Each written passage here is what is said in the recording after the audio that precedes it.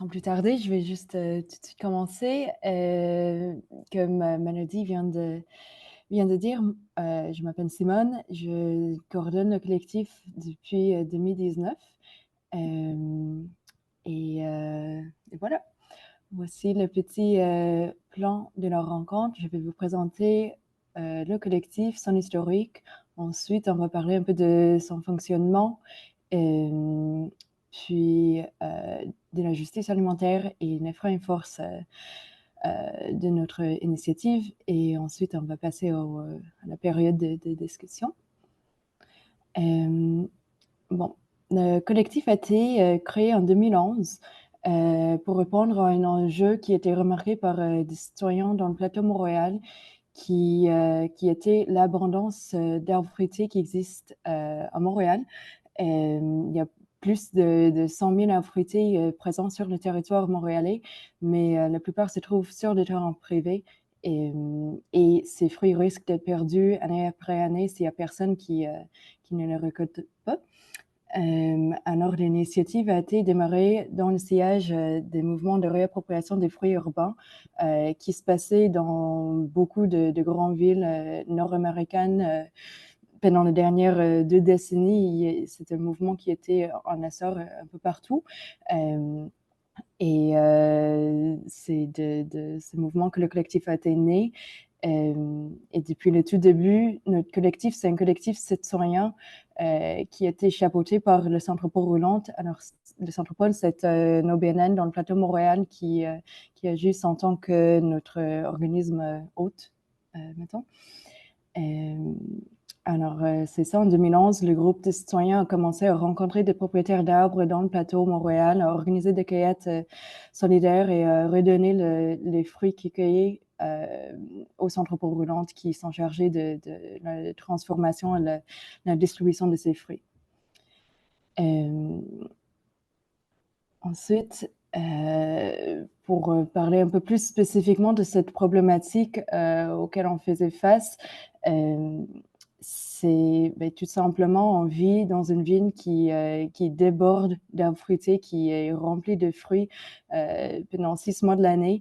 Et pourtant, il y a une grande nombre de personnes qui vivent l'insécurité alimentaire à Montréal. Et c'est vraiment une réalité contradictoire qui est insensée. Et la solution, ça pourrait être très évidente et en fait très simple pour aider les gens de vivre, de bien vivre avec toute l'abondance qui existe autour d'eux. Alors, toutes nos actions de récolte, de partage et de distribution des fruits s'inscrivent dans la lutte contre le gaspillage alimentaire, contre la pauvreté, l'isolement social et pour une alimentation saine, juste, durable et équitable qui se faisait dans le respect de la nature et d'autrui et de la patrimoine arboricole de notre ville qui mérite d'être reconnu. Alors, pour vous présenter un peu la diversité des fruits et des arbres qui existent à Montréal, j'ai en photo une cognacée qui pousse à Parkex et une cassissier, non, une groseillier. Alors, il y a beaucoup de types d'arbres et de plantes vivaces qui portent des fruits qui pourraient pousser à Montréal et au Québec.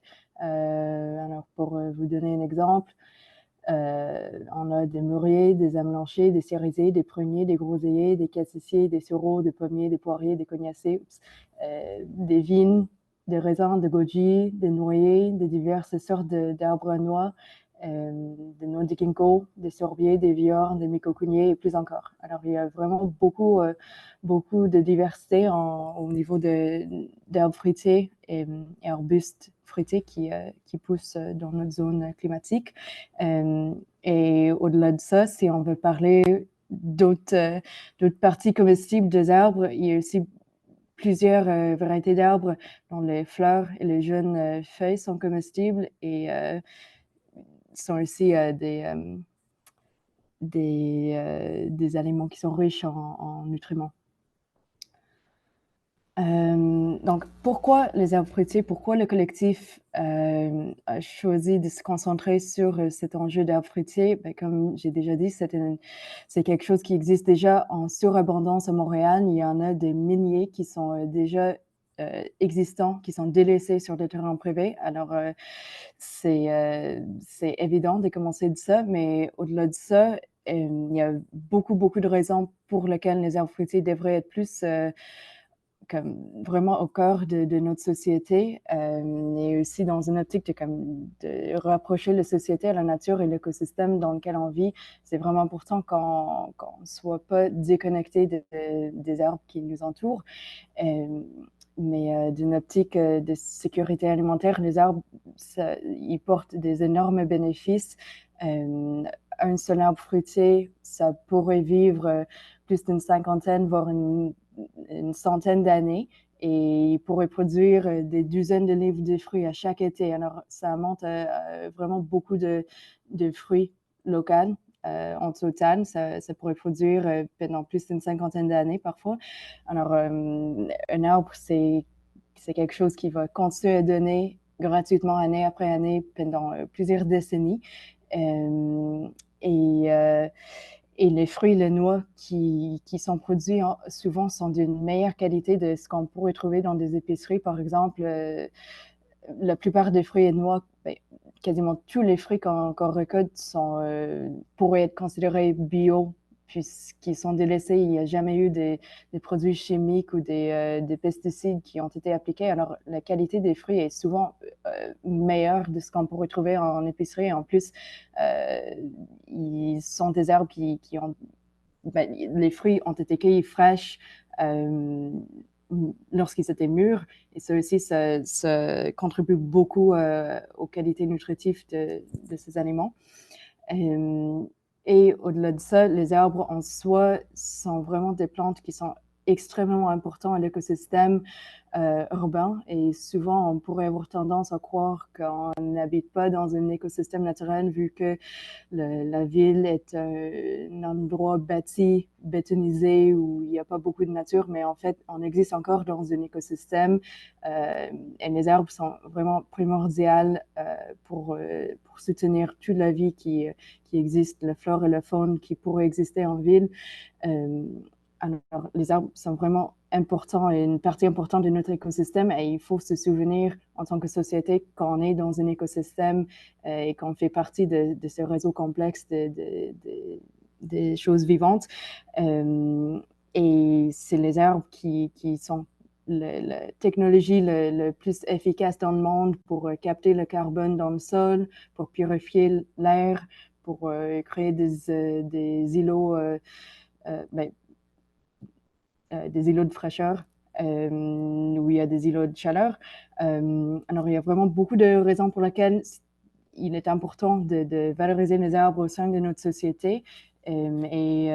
Trop souvent, on a tendance à oublier et même pas de considérer les arbres qui nous entourent. Il y a une tendance à même pas remarquer les arbres qui sont dans les ruelles, dans les rues, dans le parc. Alors, c'est une partie importante de notre ville pour toutes ces raisons. Ensuite, pour présenter un peu les axes principaux du collectif, la mission de notre collectif, c'est vraiment de faciliter la rencontre des propriétaires d'arbres avec des cueilleurs bénévoles pour s'assurer qu'il y aura quelqu'un qui pourrait s'en charger de la récolte de l'arbre et s'assurer que la récolte ne va pas être perdue. Et ça, c'est dans l'objectif de réduire le gaspillage alimentaire des ressources qui sont disponibles localement pour faciliter la société de profiter pleinement de ressources alimentaires locales et de favoriser leur accessibilité auprès de toute la population.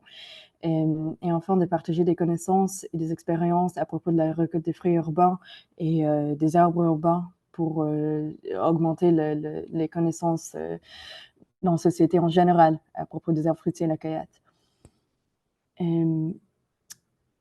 Et pour donner un petit bilan sommaire des dernières 13 ans de notre existence collective, on a en total cueilli à peu près 50 000 livres de fruits dans tous les ans, comme tous les années combinées.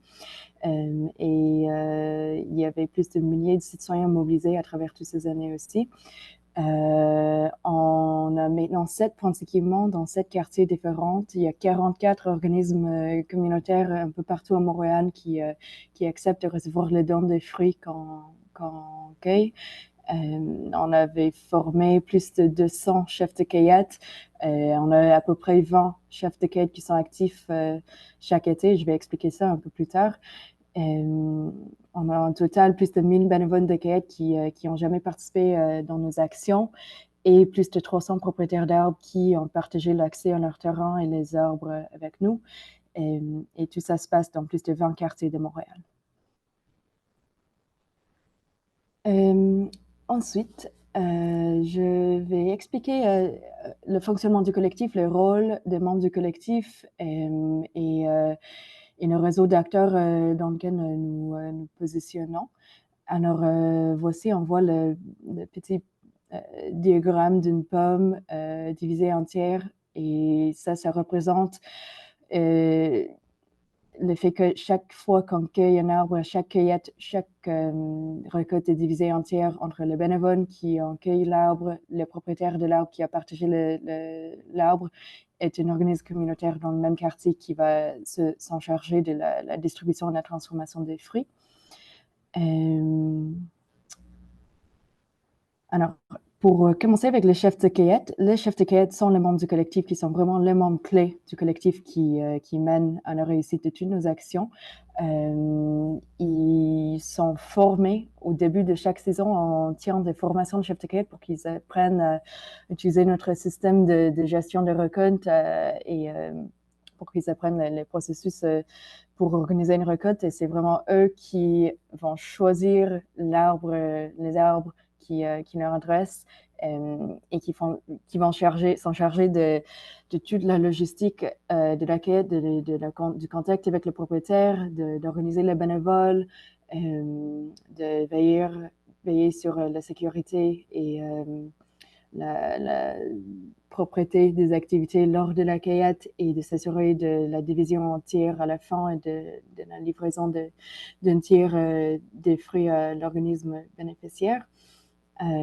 Alors, chaque chef de cueillette est complètement autonome dans ses choix de quand et quel arbre il va cueillir, de son équipe qu'il va former, de l'organisme auquel il va donner les fruits.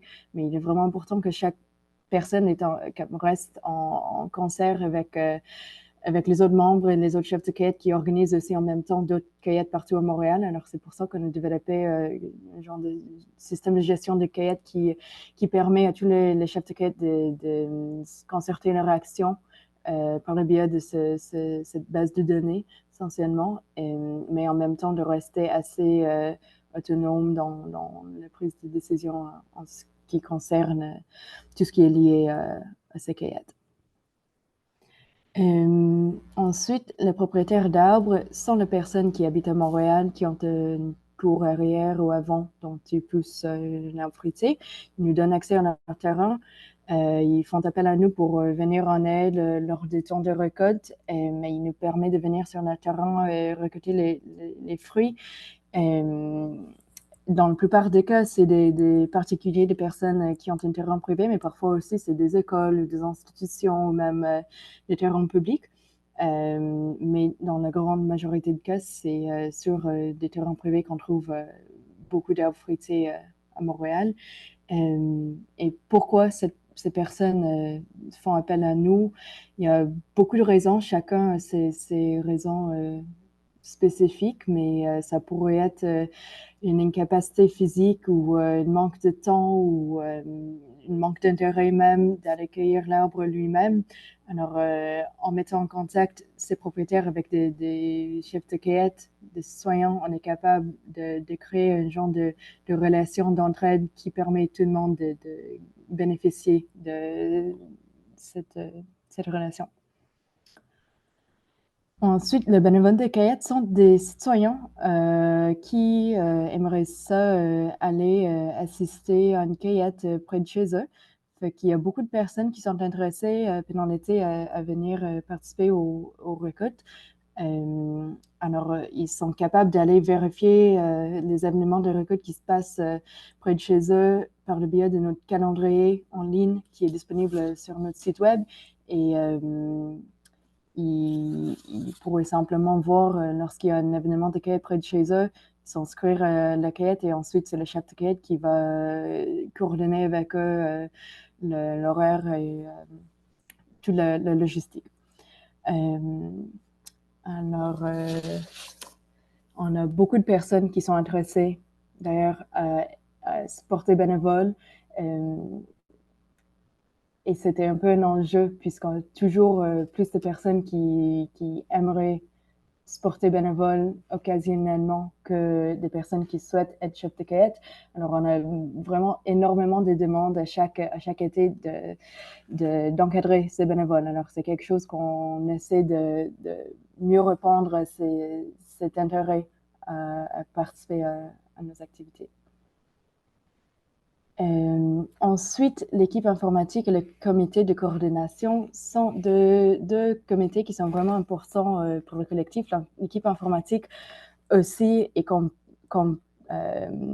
compris des bénévoles. Il y avait 5 personnes à travers les derniers 7 ans qui ont participé à la création d'un outil qui est devenu notre logiciel de gestion de récolte. Et c'est un outil qui est vraiment central pour nous aider à organiser toutes les récoltes d'année en année, de garder une archive de toutes les propriétés, de tous les arbres qui ont été inscrits avec nous, d'avoir des statistiques d'année en année de ce qui a été récolté, quelle variété de fruits et combien et tout ça.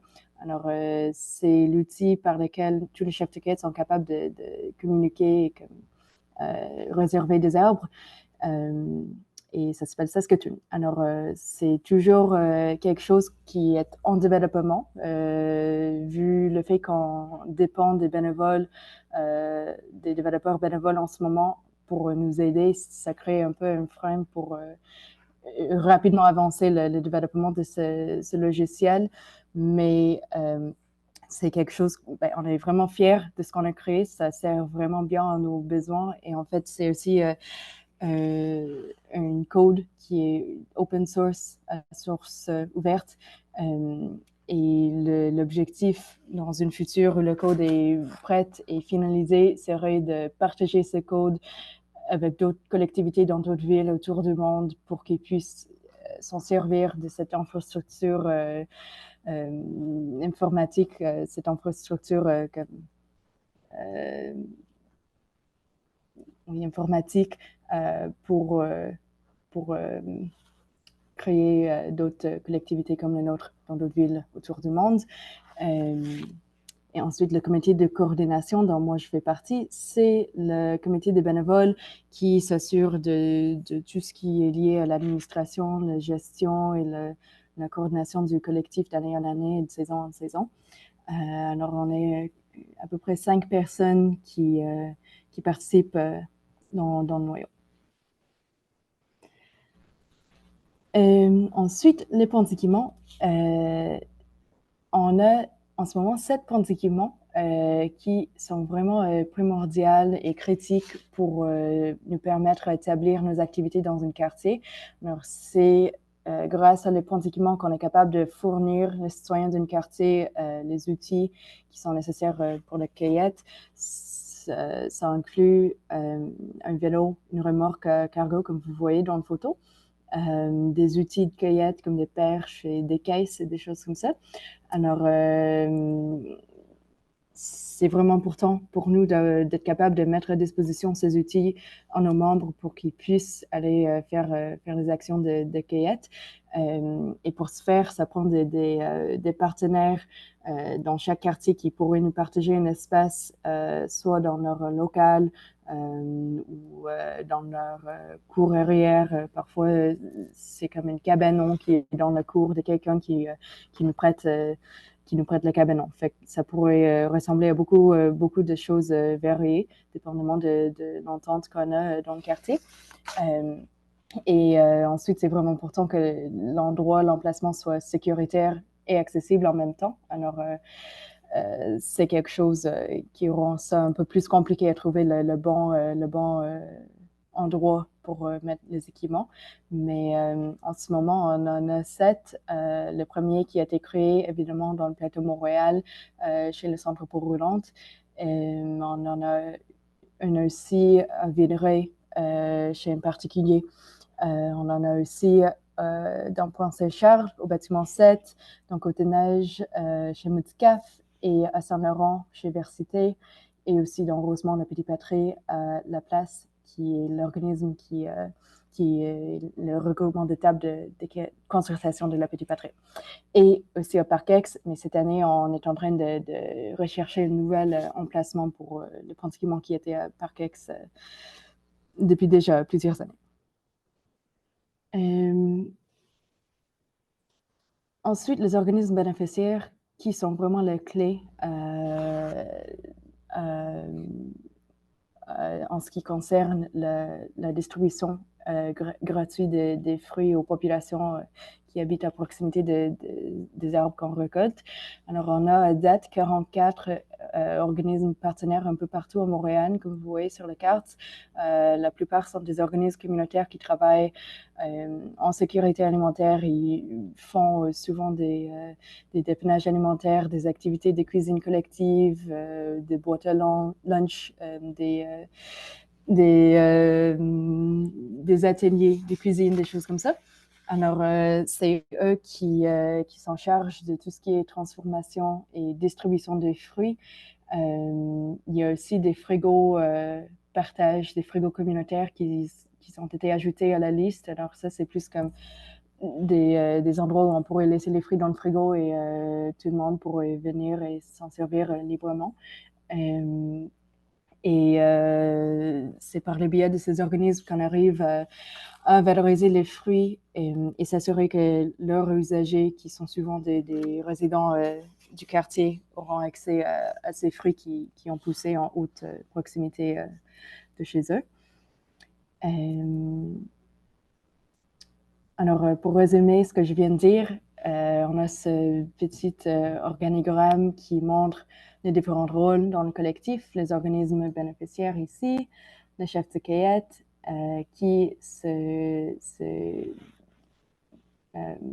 communique à travers la plateforme en ligne Saskatoon, le noyau, je viens de me rendre compte que c'est en anglais l'organigramme, le noyau, le centre pour roulantes qui nous chapeaute, les propriétaires d'arbres et les cueilleurs bénévoles. Les groupes de fruits, c'est quelque chose qu'on fait en avril, en amont de la saison, où est-ce qu'on va contacter chaque propriétaire d'arbre pour prendre des nouvelles, pour savoir si l'arbre a fleuri cette année, s'ils sont encore intéressés à donner les fruits et partager les récoltes avec nous. Alors, bref, c'est ça. Ensuite, on a aussi plusieurs autres sortes d'ateliers, d'activités à part le cueillette des fruits.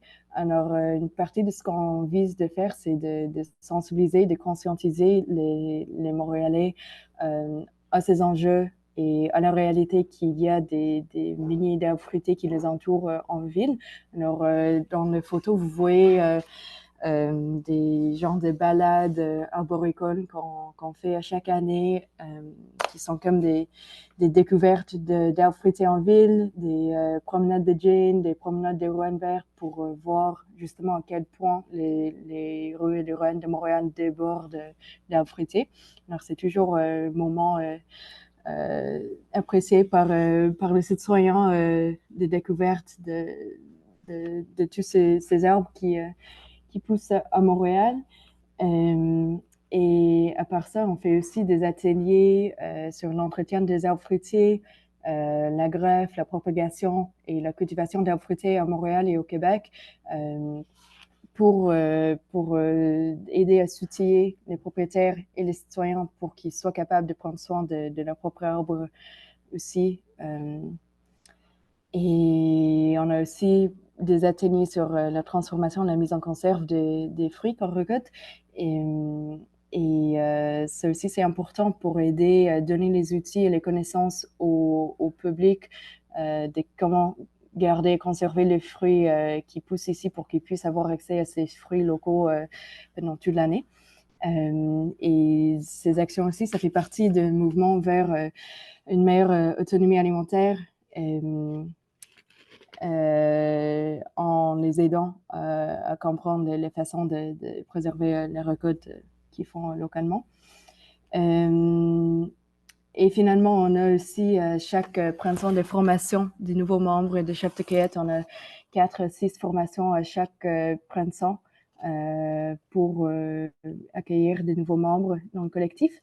Et on fait aussi des sorties des groupes, avec des groupes des élèves ou des organismes, des sorties de groupes de cueillette ou de promenades, comme vous voyez dans le photo. Alors, ensuite, la justice alimentaire. Je pensais que c'était important de mentionner un peu l'axe idéologique dans lequel nos actions sont inscrites et de parler un peu de l'action collective et démocratique aussi. Et la raison pour laquelle on a choisi d'être un collectif et d'agir dans une manière horizontale. Alors, l'alimentation est un droit humain selon l'ONU, mais dans la réalité, la société accepte de vivre à la merci de ce système qui est ni équitable et ni respectueux de la nature et des personnes. Et pourquoi? Il n'y a pas de sens, il y a beaucoup de non-sens dans la réalité vécue dans le monde et dans la plupart des villes dans le monde.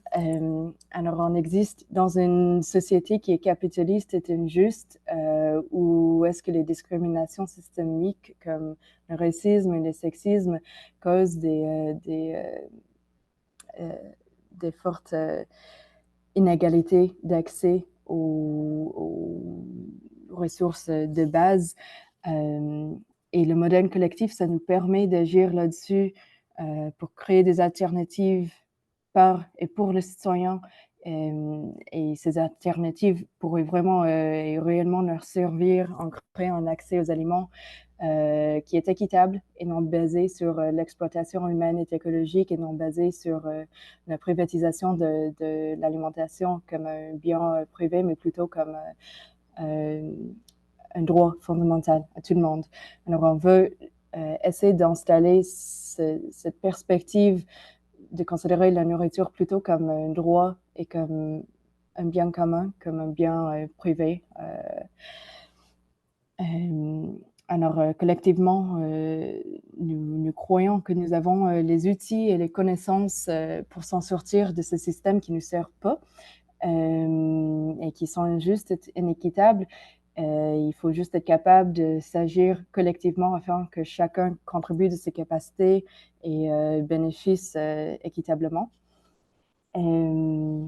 Et c'est ironique puisqu'on vit une réalité où on fait semblant qu'il y a une pénurie de ressources, d'aliments, de produits.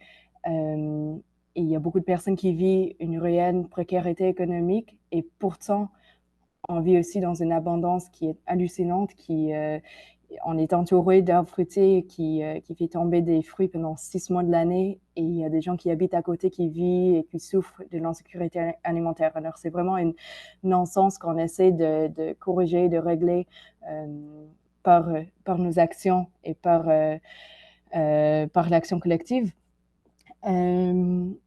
Et en ce faisant, on essaie on est capable de bâtir des relations d'entraide entre individus dans une société, de créer un tissu social qui est plus cohésif et de valoriser le patrimoine arboricole en faisant tout ça. Alors, ça aide à ramener tous les éléments ensemble qui sont un peu séparés artificiellement dans le monde qu'on vit. Et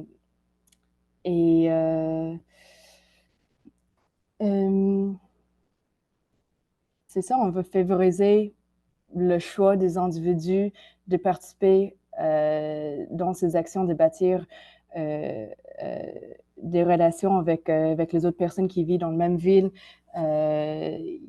qui s'inscrivent dans la création d'une économie alternative qui est basée plutôt sur l'abondance et la joie et le partage plutôt qu'une économie basée sur la privatisation de la nourriture comme une marchandise, le gaspillage et le labeur inéquitable, qui est une réalité qu'on vit actuellement et qui, en fait, qui n'est pas nécessaire. On est capable de s'en sortir de ça.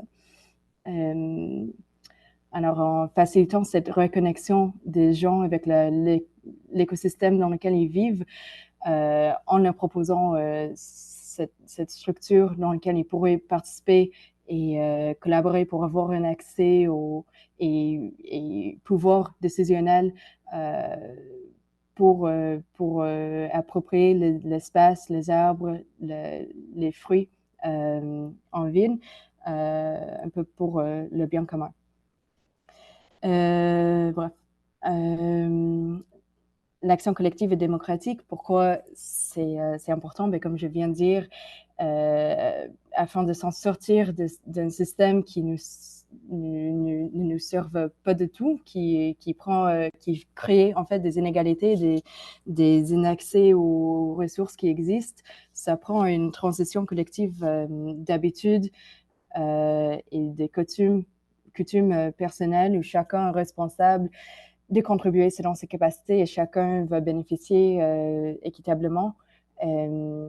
Et d'agir seul, malheureusement, ça ne peut pas vraiment avoir un vrai impact réel sur ces problèmes systémiques.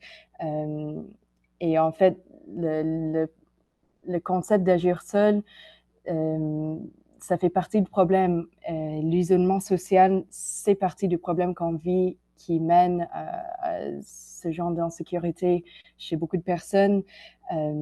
Et c'est dans ce contexte aussi qu'on pense que c'est important d'agir collectivement, de créer des relations entre personnes qui ne connaissent pas forcément avant, mais qui ont des objectifs et des besoins en commun. Alors, c'est ça, cette transition écologique et sociale, ça va prendre le changement d'habitude collectif, personnel et social afin de tendre vers l'adaptation d'une nouvelle système qui est plutôt informé par la réalité de l'écosystème, la biorégion dans laquelle les gens vivent, la démarchandisation de la nourriture et le droit fondamental essentiellement à une alimentation saine. Alors, en faisant toutes ces actions d'une manière collective, en fait, on arrive à créer un nouveau commun, même si les arbres qu'on cueille sont souvent sur des terrains privés, on arrive à créer un bien commun avec ces ressources en les rendant accessibles et disponibles pour tout le monde, en restant conscient des personnes qui souffrent de plus d'inaccès, de plus de discrimination que d'autres personnes dans la société. Alors, c'est comme grâce à ça qu'on est capable d'une façon créer un nouveau commun avec ces arbres en ville et ces fruits. Et c'est quelque chose qui est vraiment important pour sortir de cette perspective de marchandisation de la nourriture et de l'écosystème de la nature, en fait. Alors, pour résumer, quelques freins et forces dans le collectif et les obstacles et facteurs menant à la réussite de notre mission. Je vais commencer avec les freins qui pourraient ressembler à plusieurs choses. D'une part, vu que c'est un collectif citoyen, tous nos membres sont bénévoles et c'est un problème, c'est quelque chose qu'on fait face souvent dans des initiatives bénévoles qui ont un fort roulement de bénévoles d'année en année. Il y a aussi le risque de brûler le bénévole si la charge de responsabilité est trop. Alors, il faut toujours être capable de trouver le juste milieu avec la charge de responsabilité et aussi l'intérêt d'une bénévole à participer sans l'obliger de faire quoi que ce soit qui n'est pas capable ou dont il n'a pas envie de faire. Alors, de gérer les capacités et les intérêts des bénévoles d'année en année, d'être capable d'avoir une équipe qui change tous les ans. C'est quelque chose de base pour nous. À chaque année, on a des nouveaux membres, on a des membres qui quittent. Alors, il y a un fort roulement bénévole, mais il y a aussi des personnes qui font partie depuis plus de 10 ans et qui vont revenir année après année participer au Cueillette. Alors, il y a ça. Et en plus, comme c'est un collectif bénévole où tout le monde qui participe est un bénévole, il y a le problème, le défi du fait que les personnes qui sont le plus touchées par le problème qu'on essaie de résoudre ou d'adresser sont aussi les personnes qui souffrent le plus d'une précarité économique et sociale. Alors, c'est les personnes qui n'ont pas forcément le temps ni l'énergie à donner du temps libre pour faire des activités bénévoles. Alors, il faut être capable de trouver des manières à rejoindre tout le monde qui sont respectueux et appropriés pour leur réalité personnelle. Et comme vous savez probablement aussi, les ressources et le financement chez les organismes communautaires et partout, c'est un enjeu, puisqu'il faut toujours être à la recherche de financement. C'est pas évident et on veut pas non plus compromettre les valeurs à la base de ce qu'on fait en cherchant des fonds qui pourraient parfois venir de bailleurs de fonds qui n'ont pas forcément des missions qui sont complètement alignées avec les nôtres. Alors, il y a plein d'enjeux en ce qui concerne la recherche de ressources pour soutenir notre travail, qui est quelque chose qui doit se faire année après année, tous les ans. Et c'est le même défi qui est confronté par tous les organismes communautaires en ce moment, la dépendance, à la fois la dépendance et le manque de disponibilité de ressources financières. Et il y a aussi des problèmes, c'est pas un problème, mais un frein, ce qui est la littératie alimentaire en ville. Et c'est quelque chose qu'on essaie d'adresser par le biais de toutes nos interventions, soit des ateliers, de l'éducation populaire et de cueillette même, mais il y a beaucoup de méconnaissances au niveau de ce qui pousse en ville, de ce qui est comestible, de ce qui fait les arbres, de ce qu'on pourrait manger, ce qui est bon à manger, de ce qui pourrait être nutritif. Alors, d'augmenter la littératie alimentaire de toute une population, c'est une grande chose. Et c'est quelque chose qu'on essaie de faire par tous nos axes d'intervention. Mais il y a beaucoup de méconnaissances juste sur le fait qu'il y a des arbres fruités en ville. Il y a beaucoup de personnes qui ne croient même pas qu'il y a des arbres fruités à Montréal ou que les arbres fruités pourraient pousser au Québec. Et pourtant, ils vivent à Montréal entourés d'arbres fruités. Et finalement, comme on est un collectif citoyen, c'est sûr que des enjeux interpersonnels pourraient arriver. Alors, c'est quelque chose qu'on veut être capable de bien gérer et répondre lorsqu'il y a des situations qui arrivent. On essaie de mettre en contact beaucoup de personnes, de créer des liens, des ponts entre résidents du même quartier, mais on risque toujours mais dans une ville, il y a beaucoup de personnes de beaucoup de backgrounds différentes. Alors, ça fait en sorte qu'il pourrait y avoir des conflits, des attentes différentes, des perspectives différentes. Alors, on essaie autant que possible de fournir un cadre qui pourrait éviter le conflit et d'avoir des modes de gestion du conflit entre personnes pour que le monde apprend à s'entendre et à travailler ensemble, à vivre ensemble.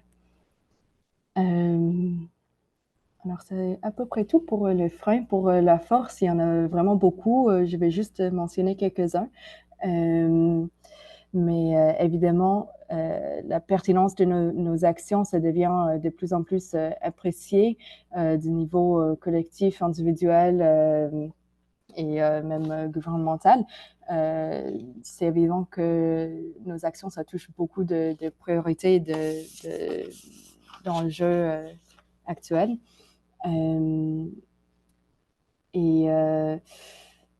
Et on a aussi la force d'avoir déjà existé depuis 13 ans, d'avoir un réseau qui est assez large et résilient et sur lequel s'appuyer. Ça inclut tous les partenaires, tous les membres du collectif, tous les propriétaires d'arbres. Alors, ça nous donne une base qui est vraiment solide par laquelle partir.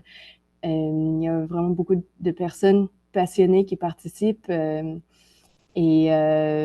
plus, les arbres, ils existent déjà. C'est comme des ressources qui nous attendent à faire quelque chose, puisque les arbres, ça va faire des fruits tous les ans sans que nous ne fassions rien. Il y a ça. Il y a aussi le fait que nos actions de cueillette ont un impact concret et immédiat pour toute personne qui participe.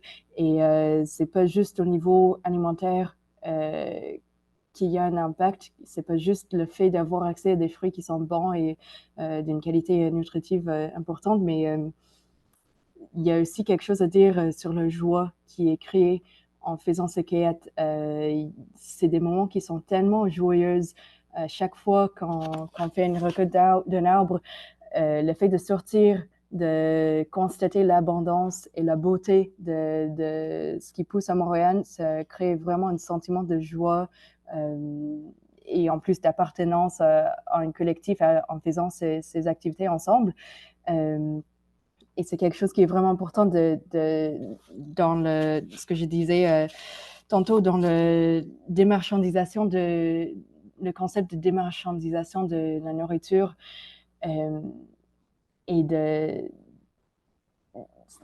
C'est vraiment important d'être capable de considérer la nourriture comme quelque chose dont tout le monde a droit et pas comme du travail à récolter. En fait, les récoltes qu'on fait sont tellement joyeuses et agréables.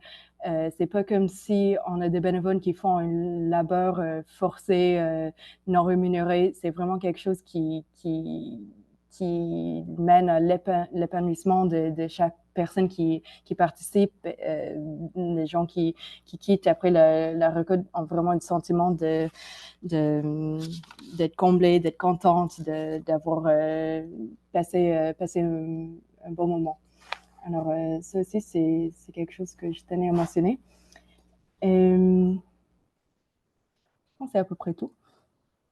Alors, c'est à vous de passer à l'action. Il y a vraiment une liste infinie de choses qui pourraient être faites, de se joindre à un groupe local de glanage, de se joindre aux fruits défendus si vous êtes à Montréal pour devenir chef de cueillette, de partager vos fruits, planter un arbre fruitier dans votre voisinage, de faire un don à un organisme qui fait du glanage, ou simplement d'informer vous et de passer plus de temps avec les arbres qui vous entourent.